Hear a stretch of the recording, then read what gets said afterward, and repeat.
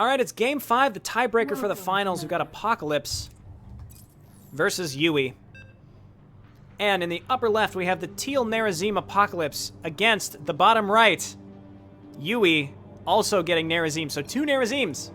And honestly, I think some of the best games we've seen today have been Nerazim v Nerazim. Granted, it's almost always one base play v one base play, but they've been really, really good games. You know, nothing late game. I would eat my hat. I don't even have a hat, but if I had a hat, I would hypothetically eat it if I saw one Dark Archon come out in this game. But it wouldn't happen. It wouldn't happen. I feel like I'm getting a little lag. Hopefully it's not that time of day when my internet starts pooping its pants, but I have been streaming for like 6 hours. It has been actually, it's been over 6 hours. Has it? Yes, it's been 6.5 hours. Just put a bullet in my brain right now. All right, so Warp Gate's coming out as both players going to be mirroring each other's builds pretty much the same at this point.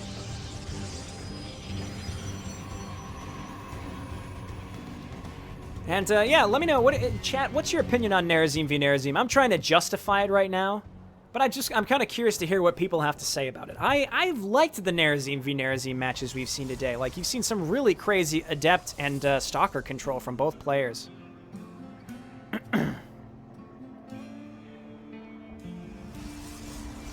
Okay, and again, pretty similar. There's the Cyber Core.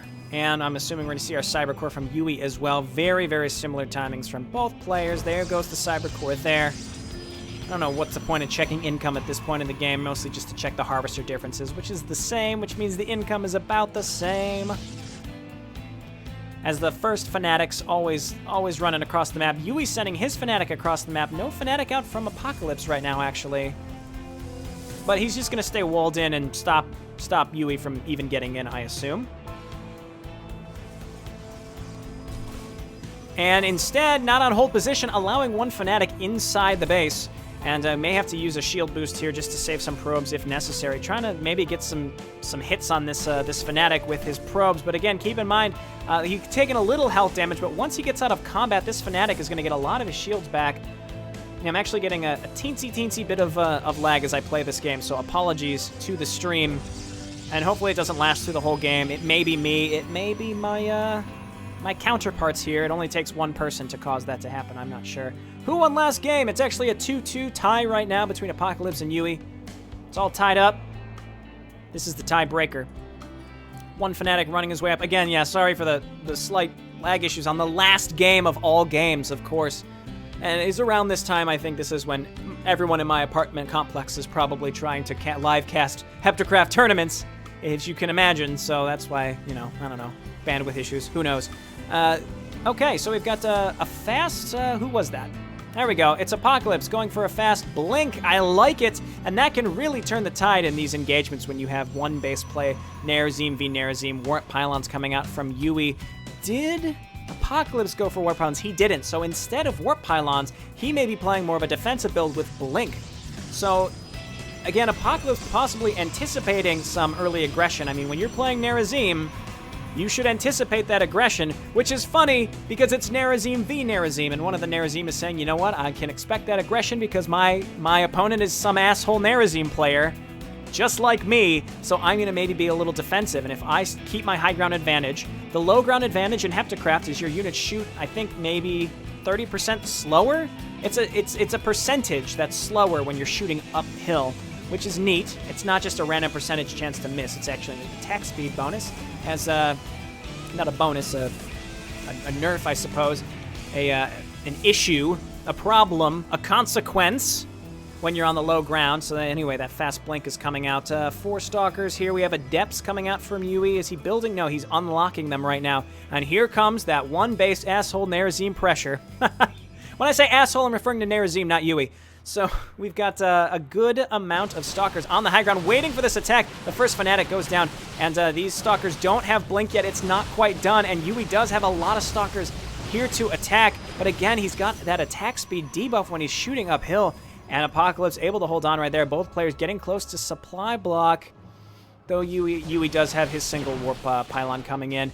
And Warp Pylons now finishing for Apocalyspe as well. No probe. Doesn't look like any probes across the map, so he's not really going to be able to utilize this. He's got to have to hold off YueY first.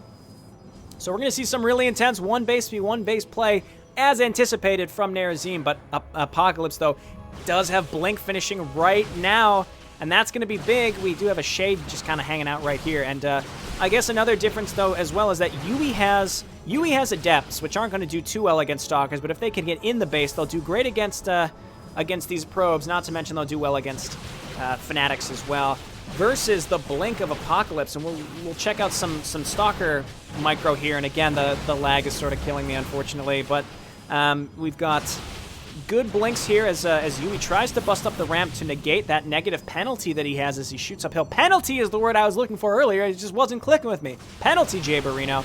All right, neither player's really producing anything on a macro scale, really just trying to either commence with their attack or hold on as Apocalypse actually coming down the ramp, forcing YueY away. I mean, very, very close Stalker counts. Apocalypse has one more Stalker, and now getting rid of that pylon and forcing YueY back across the map. He still has a pylon over here that Apocalypse probably won't see until he goes for his third base. So YueY actually leaving before thinking, I mean, I guess it's the game 5. They're both going to play a little safer.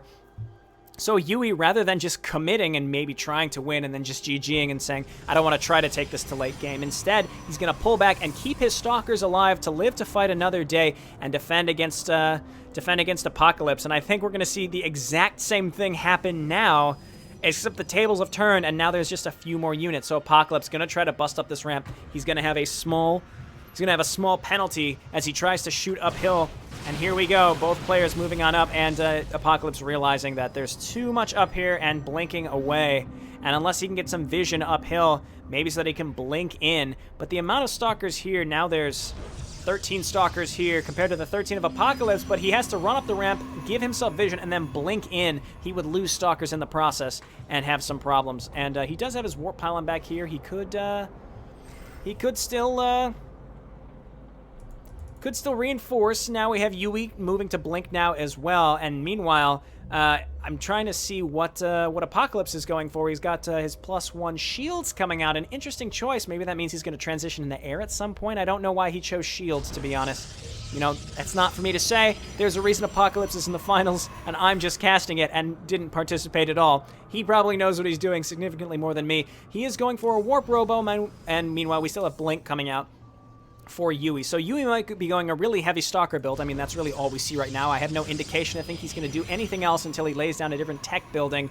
But Apocalypse throwing down his Warp Robo where he can get Annihilators. Annihilators pretty good against Stalkers. I don't think they do super extra bonus damage against Armored. I think Annihilators for Nerazim, they're like Immortals, but they don't do huge upfront armor damage like you would expect in Immortal 2. They do good damage, but they also have that Shadow Cannon, and that's going to be really helpful.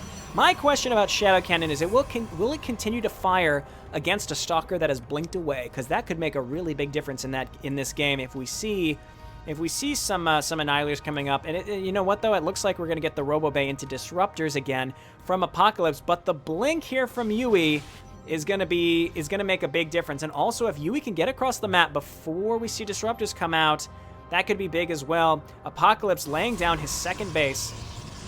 So hopefully, this isn't going to be the end of Apocalypse. I mean, I don't know. I'm not biased towards the player, so by saying hopefully, I'm just saying, like, I hope that simply laying on down a Nexus does not spell doom for our upper left teal player. Not to say that I want him to win or not. It's fun to watch these games. And it'd be funny, like, the 400 mineral difference I couldn't imagine would make the difference. But YueY's still playing on one base and just really, really hammering this home. Keep in mind, you have a lot of minerals in your home base here, so you don't have to expand. You can keep playing on one base.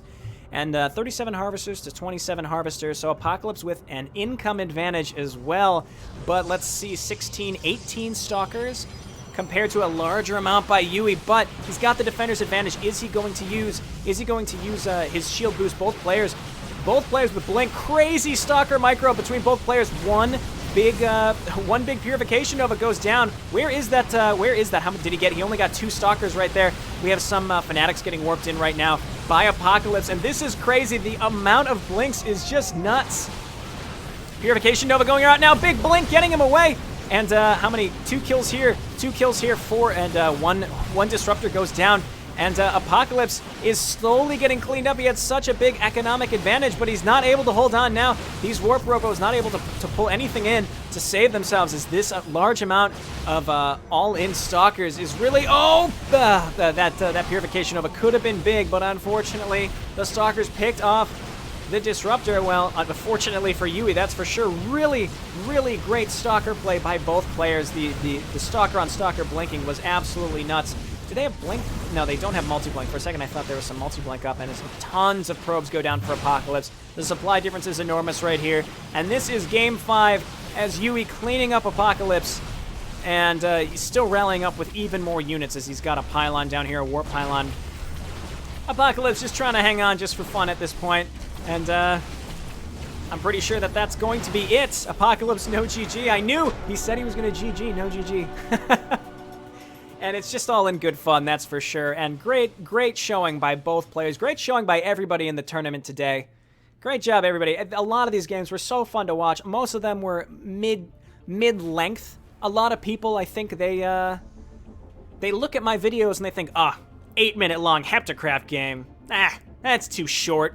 But honestly, you look at some of these Nerazim v Nerazim games, and it's so intense. It's crazy fun to watch, in my opinion. I mean, you could watch a Dominion v Dominion game for 40 minutes, and you realize like 20 to 30 minutes of those games are virtually just sitting around as the players aren't sure what to do where they want to attack. But these are just non-stop action with these Protoss factions. It's crazy.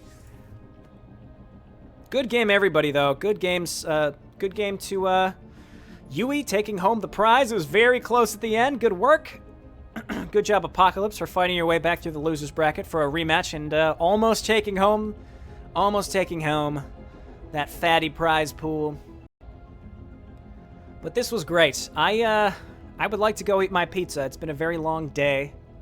There's a bit of a stream delay, so I like to stretch out my goodbyes so that I can see everybody in the chat. But I hope everyone had a nice time today. I hope you liked watching. I don't know when the next one of these is going to be. I don't know if there's been donations for another one. Go to Summerloud's stream and donate some money. It's not to him. It's to the HeptaCraft tournament. All the money that you donate on his stream to PayPal, the PayPal link on his stream is strictly for these tournaments. That's how this tournament was funded, was I put money towards it. So please do that so that we can see more tournaments. Because otherwise, it's, we won't necessarily see more. I mean, we may see them, but there won't be a cash prize. And it's fun when there's a cash prize. It makes people take things a little bit more seriously, I think. And, follow Summerloud. He streams HeptaCraft, and you can kind of keep up with the latest patches. I mean, if you really want to keep up with the latest patches, you need to play. Join the Discord. Even if you're unsure about playing, check out the HeptaCraft Discord. Just pop in, see what people are talking about, and you might find yourself getting yanked into some low-level games. Give it a shot. And yeah, everybody have a good night. I'm off to eat. I hope you have a great rest of your weekend. And I'll see you on Tuesday for the Damage Per Second podcast. Make sure to stop by. Summerloud saying the next tournament's already funded. That's great. Alrighty, well, I'm off. Everybody have a great weekend. Thanks for hanging out with me today. I had a great time. Bye now.